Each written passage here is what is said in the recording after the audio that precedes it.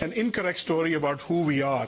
We should tell them about the pitfalls, but then we should also go and tell us how we are overcoming these challenges, why Pakistan remains a wonderful place to invest as a developing nation, as a nation that is in the right place, connected to the Middle East, connected to Central Asia, connected to various parts. And I think what your government has done has been an admirable job.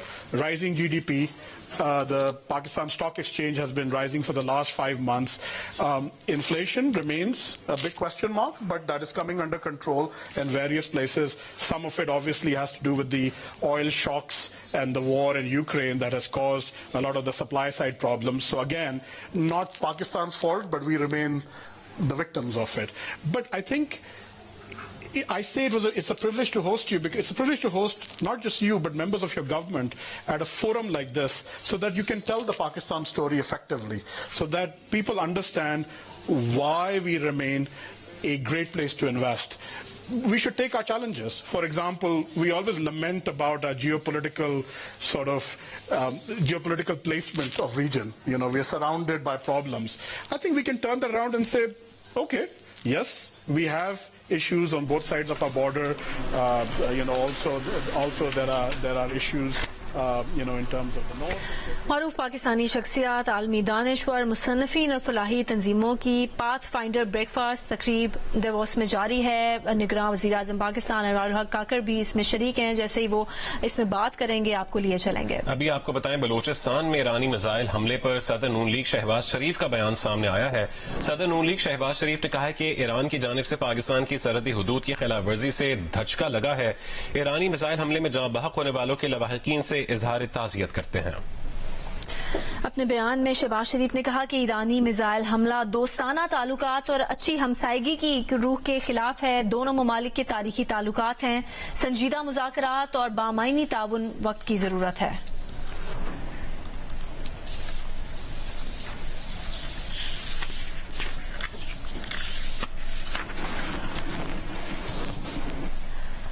Quetta के जगून road पर बम धमाके में 4 बच्चों समेत 9 अफराद जख्मी हो गए हैं। पुलिस और अस्पताल हुकाम के मुताबिक 4 जख्मी बच्चों समेत 2 की हालत तशवीशनाक है। जख्मियों में एक ट्रैफिक पुलिस एहलकार भी शामिल है। SSP ऑपरेशंस के मुताबिक देसी साख्ता बम पुल के नीचे कचरे के ढेर में छुपाया गया था।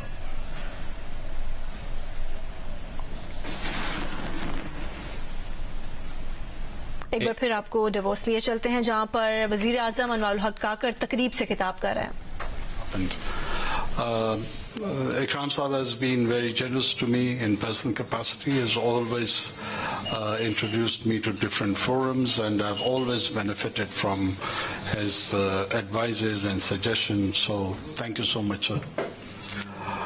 Pakistan's story, Pakistan's storyteller. Pakistan is a great place.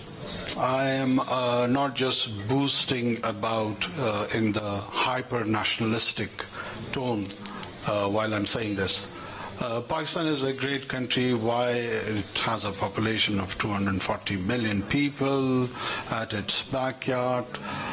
The whole of Central Asia lies there, which is landlocked, and of course it is looking to have connectivity through Pakistan. Midway, yes, Afghanistan is there, and as Iqbal has said, that it is the heart of Asia. So the stability over there does have a spillover effect in the rest of the Asia. Along with the North Caucasus and Iran on one side, and then there is a Confucius civilization of 1.5 billion people. So Pakistan, as a member of ECO, which has a 500 million population, Pakistan is ECO's India. It's biggest in terms of its population. Some $36 trillion trade is happening next door in China. And on the right, GCC with all its hydrocarbon exports has transformed its economy and diversified its economy, and looking forward to enter into the manufacturing area. So what do they lack? They do have capital. The banks are filled with the money, but they don't know where to put it. as there is a demographic disadvantage. So they have two options: either import the population to their own countries, or take the capital to the framework where the right kind of environment is available, the labor, cheap energy, and so on and so forth.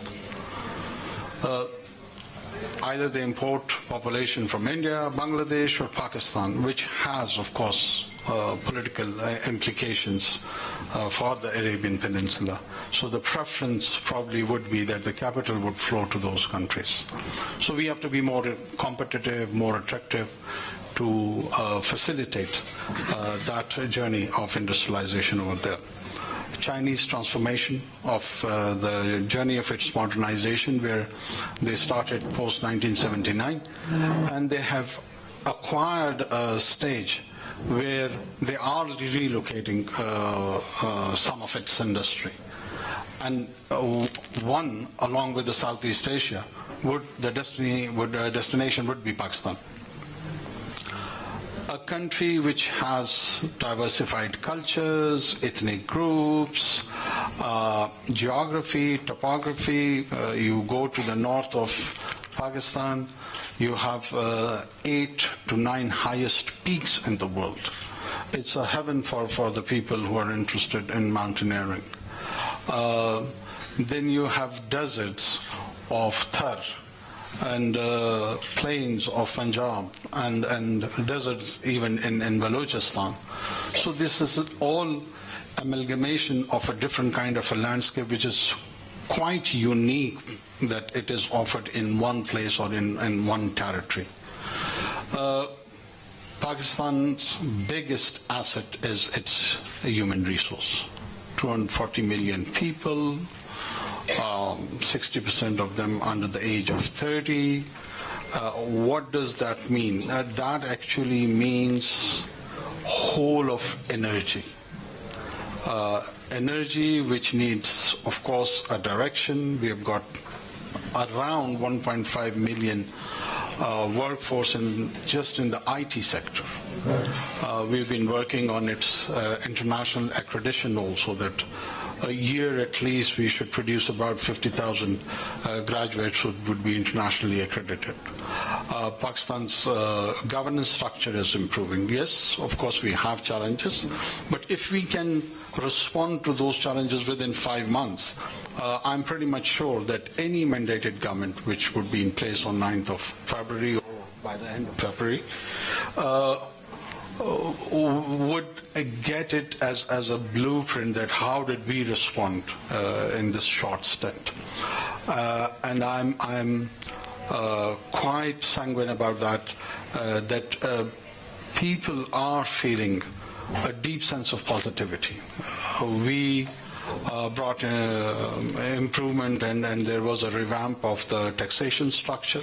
The entire structural changes are happening over there, that how do we collect our taxes. So there are two lessons which is take home, and that is spend less on the government and earn more. So effective government, smart government, less government.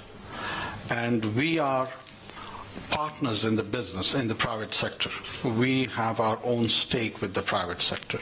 We would encourage them to make more money, and we'll tax them, take our share of the business from them, and spend it on the social sector. This is the model. This is the model which can work. This is the model which has worked in many parts of the world, and I'm pretty much sure it would work here as well. Pakistan is a story of identity also.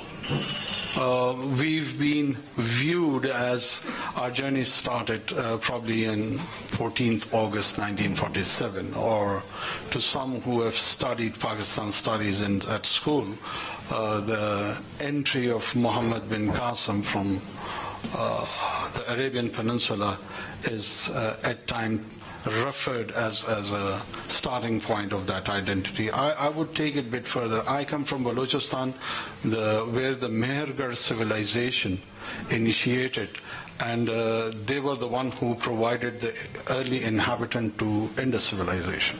So Pakistan's identity and its story starts more or less about 9 to 10,000 years ago. And that was the area where the inhabitation started. This identity process, the collective memory of Pakistan, it has so many languages as part of its identity, starting from Sanskrit to Persian, English, local languages which were produced from Saraiki to Pashto, from Brahvi, which is a Dravidian origin language, to Sindhi, from Sindhi to Punjabi. And they all contributed along with the inspiration from the Central Asian languages, the Turkic-Mongol origin languages. And it crafted a new lingua franca of Urdu. It expressed itself in poetic terms, it produced drama, art. So Pakistan is not just a story of a specific religion, it's way broader than that. It's way broader than that, and there is a lot of interest. Urdu is one of the biggest languages spoken around the world. It's poetry, the classic. We do not have people of less stature than what Goethe is to the Germans, or Shakespeare to the Englishmen. People like Ghalib and the rest have left a lot of a deep mystic impact, and in the manner those expressions have been done. West knows Rumi, but very few knows Ghalib. That is the unfortunate part. We have not been able to showcase him. Though in my humble opinion, the themes, of course, Rumi is his mentor. We are not creating a competition over here, but they were the wine of the same bottle. So more or less with the same sort of taste, the artistic taste. So Pakistan is not just a land where the trade activity would be happening and all dry. It has its own ambience, it has its own color, it has different cultures, different languages, different cuisine. Starting from Baloch Saji to Shinwari's Tikka and Kadais are the favorite cuisines which one can experience from one end of the country to another. So Pakistan is a beautiful story. Pakistan is a great story. We need more storytellers like yourself, Ikram Sahab. Thank you so much for inviting me here again, and I hope we will continue with this partnership with the World Economic Forum and Pathfinder Group, and we'll be contributing in future also. Thank you so much. Davos में वज़ीर आज़म अनवर-उल-हक काकर तकरीब से खिताब कर रहे थे। उन्होंने कहा कि पाकिस्तान के गवर्नेंस स्ट्रक्चर में चैलेंजेस हैं। पाकिस्तान का तस्वुर सिर्फ एक मजहब से बहुत मावरा है। एक ब्रेक लेते हैं।